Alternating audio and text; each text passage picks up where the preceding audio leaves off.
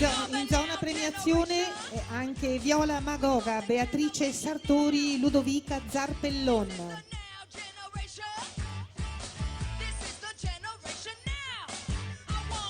E per cortesia invitiamo a rendersi disponibile per le premiazioni dei 50 stili libero che verranno effettuate al termine di questa serie il professor Lamberto Pillonetto, componente del comitato Chiara Giavi, e l'ex atleta della Veneto Banca Davide Quaggiotto.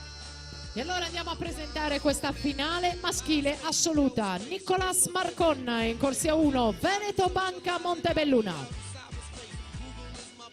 In corsia 2 per l'Antares, Enrico Santi.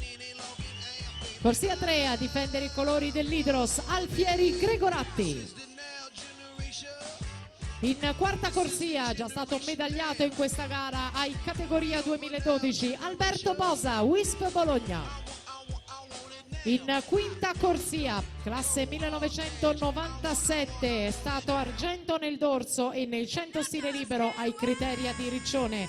Ha partecipato con la nazionale degli azzurrini nel 2013 alla Coppa Komen e nel 2015 all'Energy Standard Cup, collezionando 2 medaglie d'argento. Manuel Frigo, Team Veneto.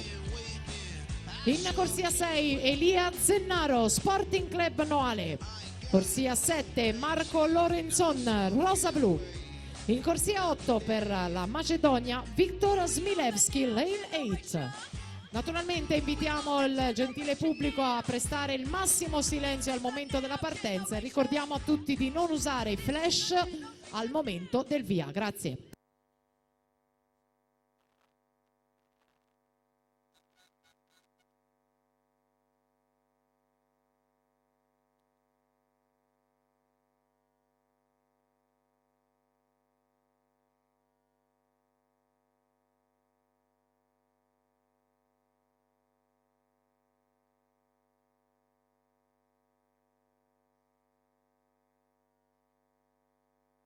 Primato della manifestazione di Mattia Nalesso, 21,85, nuotato qui nel 2009. Mattia che in questa gara era stato anche primatista italiano.